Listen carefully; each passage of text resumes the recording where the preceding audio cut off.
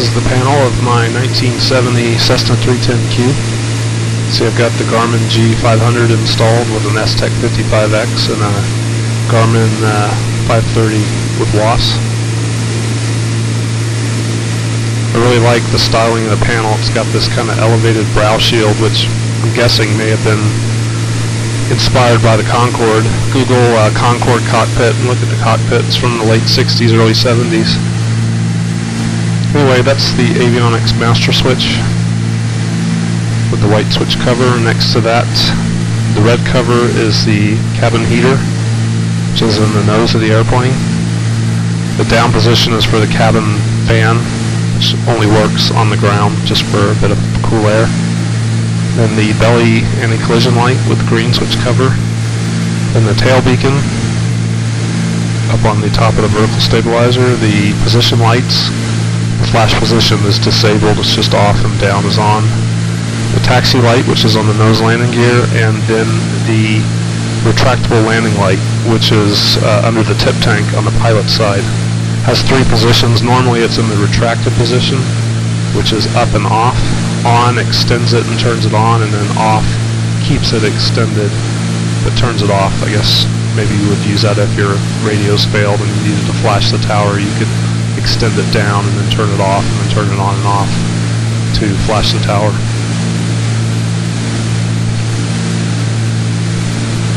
Next we have the autopilot master. Next to that is the auto trim motor master switch, and then the traffic acknowledgement, which I don't have the traffic system installed yet. And there's the pitot heat with the red switch cover, the de-ice light next to that, which there's one in each outboard engine nacelle, and then the wing strobes with the green switch cover, which are on the outboard edges of the tip tanks.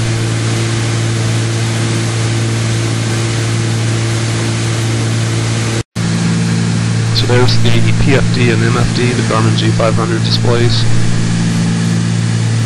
Next to that is the heater overheat light, which you can push to test. That illuminates if the heater overheats. Shuts itself down. There's the chronometer. Then the analog standby airspeed indicator, the attitude indicator, and the altimeter. And the turn coordinator. And the EGT gauge. The yellow bars are set for sea level takeoff EGT, and that's where I set it during climb. So here's the center panel with the 530W in the upper left corner. There's our flight plan. That's the S-Tech 55X autopilot. It has numerous modes. There's the heading mode, the nav mode. Next to that is the approach mode, which is vertical and lateral guidance, the back course mode, the altitude hold mode, and the vertical speed mode. And on the right side we have the audio panel, the Navcom number 2, and then the transponder, Squawking 1200 right now. There's the co-pilot's panel. Standby directional gyro and attitude indicator for the co-pilot. Fuel quantity gauge. We're on the aux tanks right now, that's why we're only showing about 5 gallons because I'm draining those. I can select the main tank by putting this switch in the up position and holding it. And then if I release that, it defaults back to whatever tank you have selected currently with fuel selectors. There are the engine clusters, turn coordinator for the co-pilot, and the vacuum suction gauge, and the ELT activation switch, and the hops meter. The tank light that are illuminated there for the aux tanks just shows you that you're burning fuel out of the aux tanks as a reminder.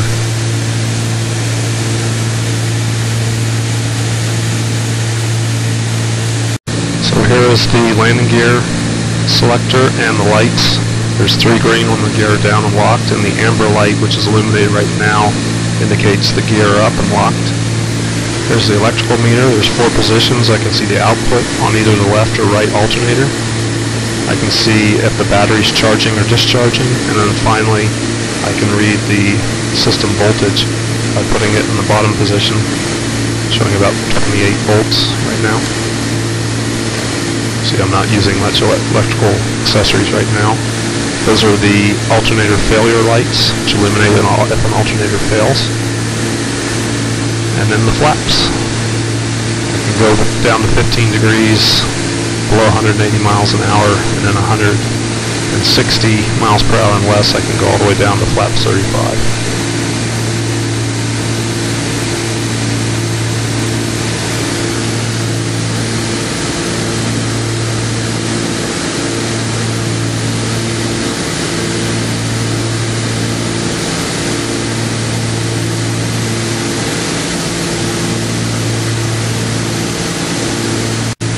Here's the throttle quadrant. Got my throttles, power controls, and mixtures.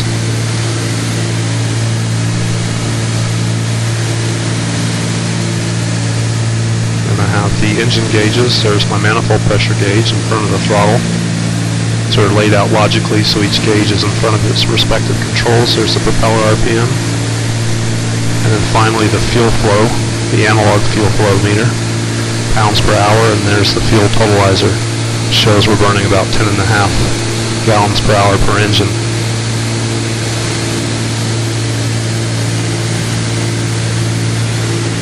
Got the trim wheel here, the elevator trim, and then the nose trim and the aileron trim.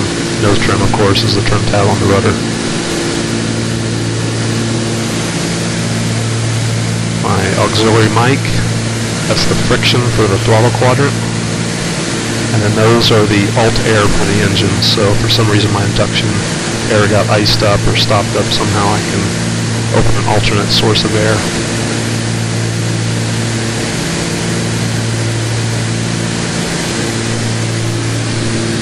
Here are my fuel selectors.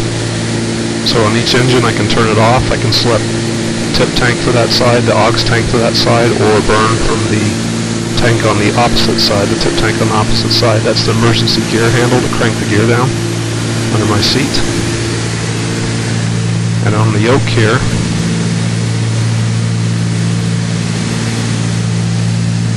got the push to talk on the front. Trim switches, which you have to press both at the same time to run the auto trim. And then there's the autopilot disconnect and the control wheel steering.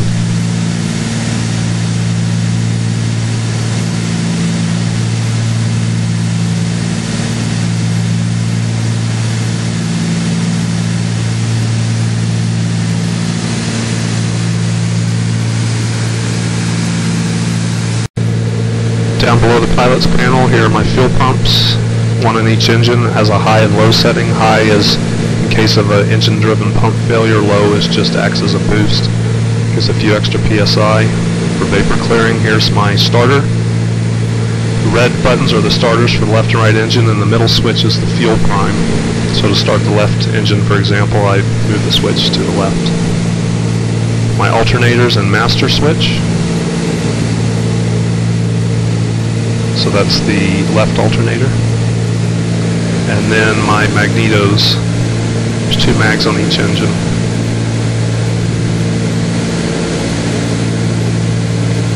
You can see there's a gang bar on the top that I can just push down right there that I'm pointing to just turn everything off, as you do when you've landed. Here's my circuit breaker panel.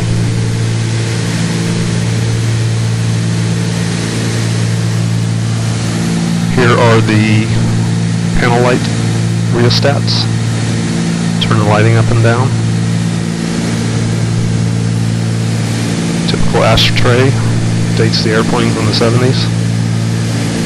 There's my regulator selector switch. We have actually 2 voltage regulators on the airplane, a main and a standby. And the emergency alternator field switch, which just connects the voltage regulator directly to the battery.